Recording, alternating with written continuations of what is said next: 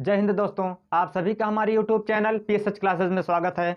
दोस्तों, आज हम बात करने वाले हैं एकदम नए टॉपिक पर जिसको आप पढ़ना बहुत ही पसंद करेंगे।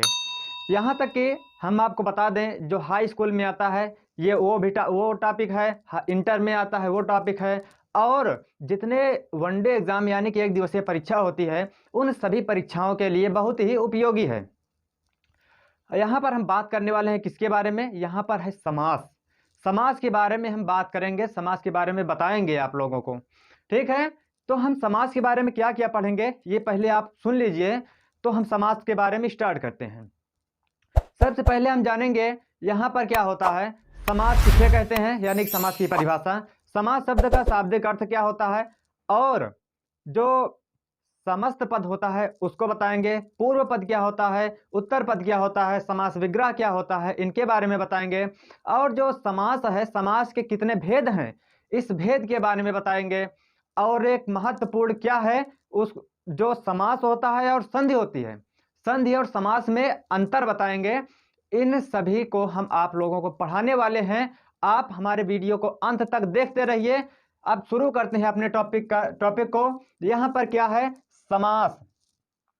यहाँ पर जो समास है, समास जो शब्द है, समास शब्द का शाब्दिक अर्थ क्या होता है, सबसे पहले ये जान लें। एकदम बेसिक सा है, इसको आप लोग जाने रहेंगे, समझे रहेंगे तो समास को करने में बहुत ही सरलता होगी। समास शब्द का शाब्दिक अर्थ होता है संक्षिप्त, यानी कि संक्षिप्तीकरण। कह सकते हैं कि जैसे कोई बड़ा वाक्य है या कोई बड़ा शब्द है, शब्द को कैसे कम में लिखें या कम शब्दों में जवाब दें, वही होता है समास। ठीक है, तो अब देखो हम इसको करेंगे। सबसे पहले हम आपको बता दें कि ये समस्त पद,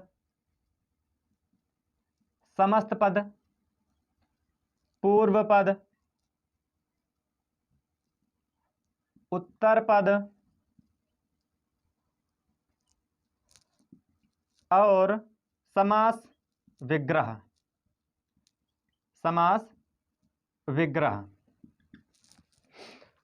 अगर हम समास पढ़ रहे हैं तो ये जो हमने आपको अभी बताया ये चारों, ये बहुत ही महत्वपूर्ण है। ये आपको कदम कदम पर मिलने वाले हैं। हम जितने भी उदाहरण करेंगे आगे चल के, उन सभी उदाहरण में इस सभी को हम पढ़ेंगे और सभी आपको मिलेंगे। तो हम सबसे पहले आपको बता दें ये समस्त पद क्या होता है, इसको आप लोग जाने। ये क्या है, समास विधि से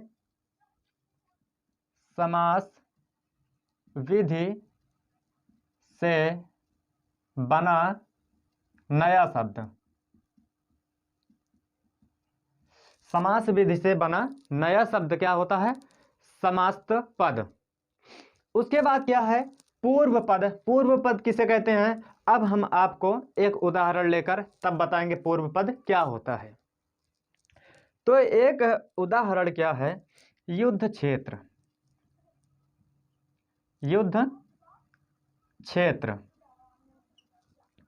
ये एक शब्द है जो कि समास का है। ये समस्त पद है, यानी कि समास है। अगर हम इसको बात करें पूर्व पद कौन सा है, उत्तर पद कौन सा है, यहाँ पर तो देखो ये एक है युद्ध, एक है क्षेत्र। यानी कि अगर हम इसको अलग से थोड़ा लिखें तो होगा युद्ध और क्षेत्र ना, युद्ध और क्षेत्र। जब हम इसको अलग कर दिए हैं तो यहाँ पर जो पहले दिख रहा है ये पूर्व पद है, इसको हम बोलते हैं पहला पद। पहला पद यानी कि जिसको हम बोलते हैं पूर्व पद, इसी को पहला पद बोलते हैं, पहला पद या पूर्व पद। उसके बाद ये पहला पद हो गया, और ये क्या है, दूसरा पद, यानी कि हम इसको कहते हैं क्या, उत्तर पद, दूसरा पद। उत्तर पद को दूसरा पद बोलते हैं, दूसरे पद को उत्तर पद बोलते हैं। यानी कि जो आगे आता है पद में वो क्या होता है, उत्तर पद। जो पहले आता है यानी कि जो बीत चुका है वो क्या है, वो है पूर्व पद। अब यहां पर आता है समास विग्रह की बात। हमने क्या जाना, समस्त पद समास विधि से बना नया शब्द होता है। उसके बाद क्या होता है, पूर्व पद क्या है, समास जो होता है, समास दो शब्दों से मिलकर बना होता है। तो जो अलग अलग शब्द होते हैं, जो पहला होता है पहला पद उसको हम पूर्व पद बोलते हैं, जो दूसरा पद होता है उसको क्या बोलते हैं, उसको बोलते हैं उत्तर पद। अब ये जो समास विग्रह है ये क्या है, अगर यहीं पर आपको अब समझना है अच्छे से। यहां पर होगा इस युद्ध क्षेत्र का समास विग्रह। समास विग्रह होगा तो क्या होगा, समास विग्रह होने पर इसका हो जाएगा युद्ध का क्षेत्र, कारक लगेगा। ठीक है, युद्ध का क्षेत्र, युद्ध का क्षेत्र, यानी कि ये जो युद्ध क्षेत्र है ये क्या है, यह है समास विग्रह का समस्त पद। इसको हम समस्त पद बोलते हैं। यहां पर देखो, इसको हम यहां पर समस्त पद में लिख दें, ये क्या है, समस्त पद युद्ध क्षेत्र। देखो यहां पर जो समास विग्रह है युद्ध का क्षेत्र, अगर इसका हम समस्त पद कहें यानी कि समास कहें कि समास कैसा होगा, तो होगा या इसमें युद्ध क्षेत्र। यहां पर का विभक्ति का लोप हो जाता है, ये जो कारक चिन्ह लगा है का, इन दोनों में संबंध स्थापित कर रहा है। युद्ध और क्षेत्र में इन दोनों में संबंध स्थापित करने वाला क्या है, का शब्द है, यानी कि का कारक है, का विभक्ति है। जब इस विभक्ति का लोप होता है यानी कि ये गायब हो जाता है, तब क्या होता है, ये समस्त पद बन जाता है, जो कि क्या है, युद्ध क्षेत्र। इतना समझ में आया। अब हम आगे बात करेंगे समास के भेद। समास के भेद, समास के मुख्य रूप से 4 भेद होते हैं। अगर कुल की बात करें तो 6 होते हैं। ऐसा कह दिया जाए कि समास के कितने भेद, तो समास के 6 भेद होते हैं। ठीक है, कितने भेद होते हैं, 6 भेद। लेकिन अगर बात करें मुख्य समास के कितने भेद हैं, यानी कि समास के मुख्य भेद कितने हैं, तो 4 भेद होते हैं। कुल की बात करें तो 6 और मुख्य समास कितने हैं, 4। तो अब हम जानेंगे अलग अलग कि ये क्या है समास, और समास के चारों भेद के बारे में। पहला जो है वो क्या है, अव्ययी भाव समास। दूसरा क्या है, द्वंद्व समास, द्वंद्व समास। तीसरा क्या है, बहुब्रीहि समास, बहुब्रीहि समास। चौथा क्या है, तत्पुरुष समास, तत्पुरुष समास। ये 4 भेद हैं मुख्य रूप से। और जो ये 4 भेद हैं, इसमें जो अंतिम वाला है तत्पुरुष समास, इसका 2 भेद है। वो जो 6 हमने बताया है ये उसी का 2 भेद है तत्पुरुष समास का। तो हम शुरू से पढ़ते हैं अव्ययी भाव समास। अव्ययी भाव समास कैसा होता है, इसमें उपसर्ग या अव्यय युक्त होता है। पद के जो पहला पद हो जाता है उस शब्द में क्या होता है, पहले क्या लगा होता है, उपसर्ग या अव्यय लगा होता है। तो इसकी पहचान हो जाता है उपसर्ग से। यानी कि यहां पर एक शब्द हम लेते हैं उदाहरण के लिए, प्रतिदिन। ये दिन क्या है, शब्द, और ये क्या है, ये भी शब्द है। यहां पर क्या है, प्रति, पहला क्या है, पूर्व पद प्रति है, ये क्या है, पूर्व पद। और ये क्या है, उत्तर पद, ये क्या है, उत्तर पद। और ये जो है ये समस्त पद है। यहां पर पूर्व पद यानी कि जो उत्तर पद है मूल शब्द है, मूल शब्द में क्या है, उपसर्ग लगा है, यानी कि प्रति क्या है, उपसर्ग है। उपसर्ग से युक्त जो है होता है वो क्या होता है, अव्ययी भाव समास होता है। अव्ययी भाव समास का पूर्व पद प्रधान होता है। अव्ययी भाव समास का पूर्व पद प्रधान होता है, प्रधान होता है। और जो उत्तर पद होता है वो क्या होता है, गौड़ होता है, यानी कि अप्रधान होता है। या जो प्रधान होता है वो मुख्य होता है, उसके समीप रहने वाले अप्रधान यानी कि जिसका कम महत्व होता है। तो अब यहाँ पर आपने जाना कि अव्ययी भाव समास कैसा होता है, क्या होता है। यहाँ पर जो पूर्व पद प्रधान होता है वो अव्ययी भाव समास में होता है। और पूर्व पद प्रधान क्यों होता है, यहाँ पर जो मुख्य पद होता है उसमें अव्यय युक्त होता है, यानी कि उपसर्ग युक्त, जिसमें उपसर्ग लगा होता है उसे अव्ययी भाव समास कहते हैं। उसके बाद क्या है, द्वंद्व समास। यहाँ पर जो द्वंद्व लिखा है, द्वंद्व से आप लोग समझिए द्वंद्व का अर्थ क्या होता है। द्वंद्व का अर्थ होता है युद्ध, यानी कि लड़ाई, एक दूसरे के विपरीत, कट्टरपंथी। तो यहाँ पर हम अगर बात करें तो इसमें पद की बात करें प्रधानता की दृष्टि से, तो यहाँ पर दोनों पद प्रधान होते हैं, दोनों पद प्रधान। किसमें, द्वंद्व समास में दोनों पद प्रधान होते हैं। यहाँ पर दोनों पद की महत्व है। कैसे, हम उदाहरण लेकर बताते हैं। जैसे होता है माता और पिता, माता पिता, माता पिता दो शब्द है अलग अलग, यानी कि दो पद, पूर्व पद और उत्तर पद। अब ये बताइए, जिसके पास माता है पिता की आवश्यकता नहीं है क्या, पिता की भी आवश्यकता है, और जिसके पास पिता है उसके पास माता की भी आवश्यकता है।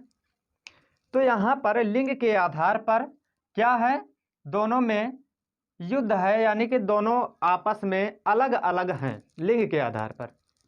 माता स्त्रीलिंग, पिता पुल्लिंग। तो ये दोनों जब अलग हैं, इसका जो समास विग्रह होता है वो होता है माता और पिता, माता और पिता। तो ये क्या है, माता पूर्व पद, ये क्या है पिता उत्तर पद। इसमें प्रधान कौन, दोनों प्रधान है ना, माता भी है और पिता भी है, ठीक है।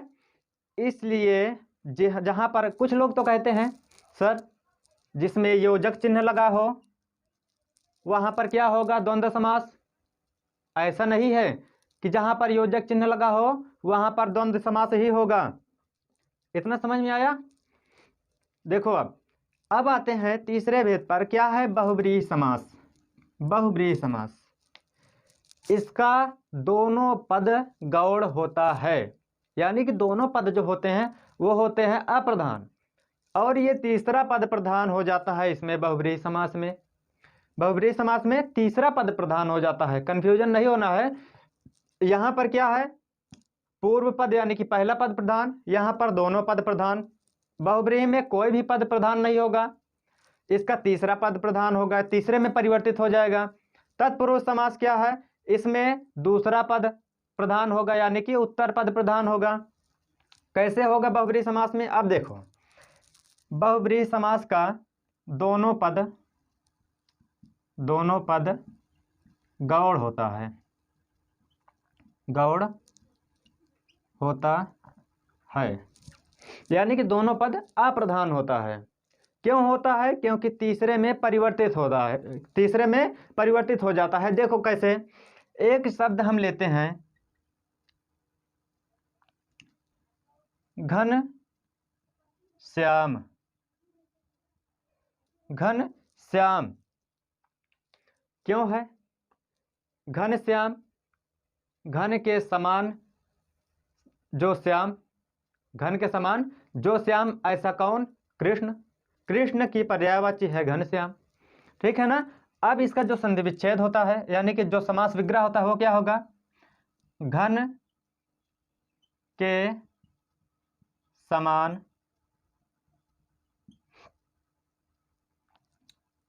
श्याम, घन के समान है श्याम जो, घन के समान है श्याम जो, अर्थात कह सकते हैं क्या, कृष्ण, इसका होगा कृष्ण, ठीक है ना। घन के समान है श्याम जो श्याम है वो किसके समान है, घन के समान है, यानी कि बादल के समान है, ऐसा कौन है, कृष्ण है ना। कृष्ण यानी कि सांवले काले है ना कृष्ण। तो इसीलिए कहा गया है घन के समान श्याम। इसका जो समास विग्रह होगा वो ये होगा, और जो समस्त पद है वो ये होगा, और ये परिवर्तित किस में हो रहा है? तीसरे में। और प्रधान क्या है? कृष्ण इसमें प्रधान है। और इसका जो प्रथम पद है घन, और जो दूसरा पद है श्याम, ये दोनों क्या है? अप्रधान है। अप्रधान यानी कि गौड़, ठीक है ना, ये गौड़ है। इतना समझ में आया? अब देखो तीसरा के चौथा क्या है? तत्पुरुष समास। तत्पुरुष समास में इसमें होता है उत्तर पद प्रधान। तत्पुरुष समास में उत्तर पद प्रधान होता है। कैसे होता है हम देते हैं आपको, जैसे यहां पर देखो राजकुमार, राजकुमार हमने तो लिख दिया राजकुमार, इस समस्त पद को यानी कि समास को हमने लिख दिया।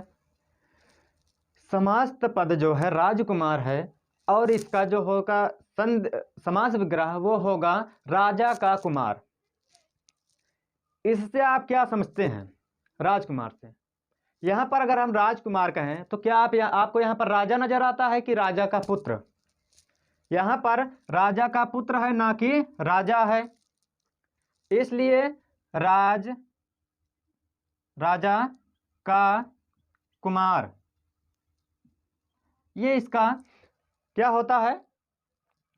समास विग्रह। और ये जो राज है ये क्या है? पूर्व पद, और कुमार उत्तर पद। उत्तर पद जो कि क्या है? इसमें उत्तर पद प्रधान है।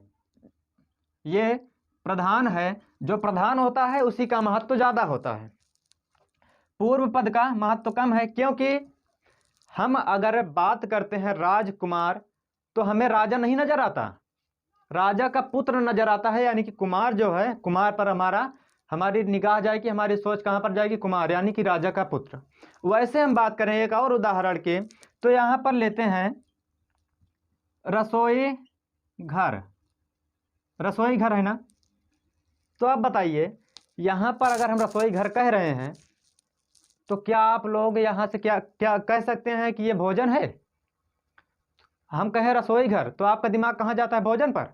भोजन पर नहीं, आपका दिमाग जाएगा जहां भोजन बनता है उस घर पर, कि रसोई का घर जहां भोजन बनाया जाता है उसे कहते हैं रसोई घर। तो इसका क्या होगा? रसोई का घर, समास विग्रह रसोई का घर। ठीक है ना? इतना समझ में आ गया?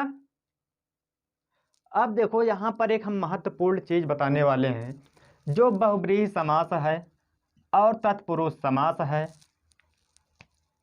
इसमें क्या होता है?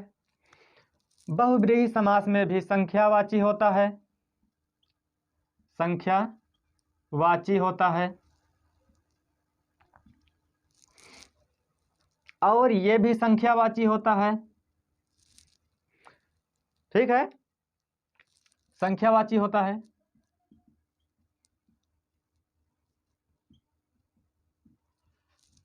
ऐसे हम पता कर सकते हैं ना, लेकिन यहां पर कंफ्यूजन उत्पन्न हो रही है, यानी कि कंफ्यूजन पैदा हो रही है।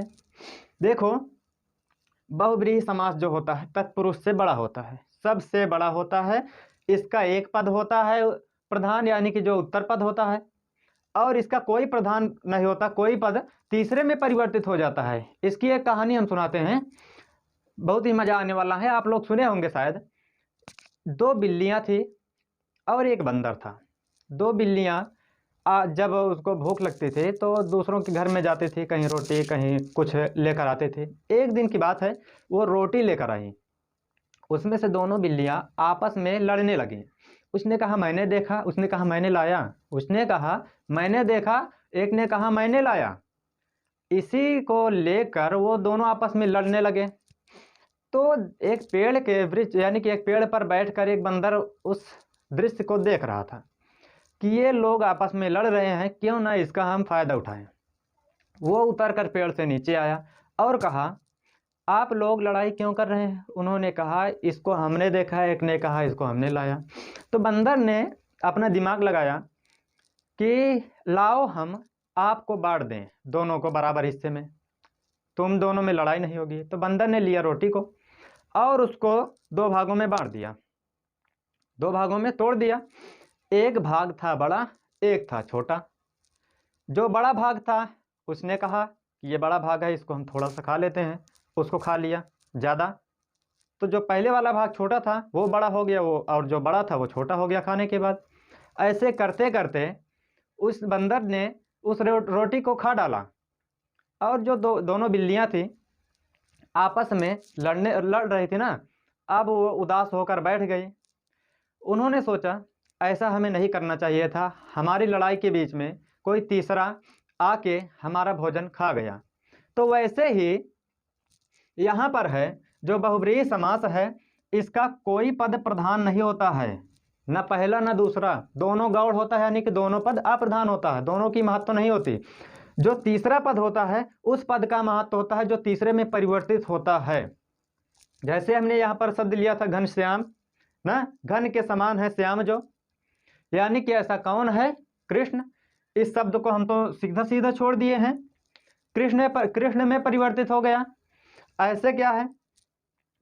और यहाँ पर जो संख्यावाची है ये दोनों में है, तो इसको हम बताएंगे जो ये सबसे बड़ा है यही संख्यावाची में लग जाता है। इसको हम जब पार्ट पार्ट में अलग अलग पढ़ाएंगे तब हम बताएंगे।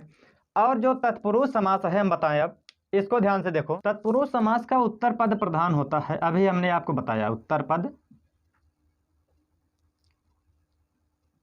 प्रधान, यानी कि जो दूसरा पद होता है वही प्रधान होता है। और जो है यहां पर इसका जो दो भेद होता है वो क्या है? कर्मधारय, कर्म धारय, और जो दूसरा है वो है द्विगु समास। कर्मधारय समास और द्विगु समास, ये तत्पुरुष समास के दोनों भेद हैं। इसका जब तत्पुरुष समास का पद क्या होता है? उत्तर पद प्रधान होता है। वैसे इसके जो पुत्र हैं दो, इन दोनों पुत्रों का क्या होगा? उत्तर पद इनका भी प्रधान होगा। और यहाँ पर द्विगु समास जो है यही होता है संख्यावाची, ठीक है। और बहुब्रीहि समास में कुछ संख्यावाची होते हैं। इसको जब हम अलग अलग से पार्ट 1 पार्ट 2 करके पढ़ाएंगे तब हम इन सभी भेदों को अलग अलग से, इन सभी के ऊपर अलग अलग से एक वीडियो हम बनाकर आप लोगों तक पहुंचाएंगे, ठीक है। अब जैसे हमने आपको बता दिया कि समास में समास विग्रह होता है। अब इसका जो संधि और समास में अंतर होता है वो सुनो। समास में क्या होता है? समास विग्रह। और जो संधि होती है, संधि में उसका संधि विच्छेद किया जाता है। समास में देखो, समास में क्या होता है? समास में समास विग्रह होता है, लेकिन जो संधि होती है संधि में संधि विच्छेद होता है। संधि में संधि विच्छेद होता है, संधि विच्छेद होता है। यही दोनों अंतर है किसमें? समास और संधि में, ठीक है ना। और जो समास की परिभाषा क्या होती है? हमने अभी आपको बताया था कि समास दो शब्दों या दो पदों से, किससे? दो शब्द या दो पद से एक किसी नए शब्द का निर्माण होता है, तो उसे ही क्या बोलते हैं? समास या समासिक पद बोलते हैं, ठीक है। दो शब्दों या दो पद से निर्मित शब्द या बने शब्द समास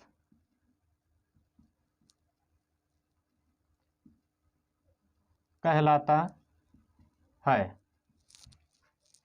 दो शब्द या दो पद से निर्मित शब्द समास कहलाता है। यही तो था यहाँ पर। जैसे हमने अभी आपको बताया था, माता और पिता दो अलग अलग पद हैं या दो अलग अलग शब्द हैं, ठीक है। इन दोनों में क्या हुआ? समास विग्रह हुआ, अलग अलग पद या अलग अलग शब्द।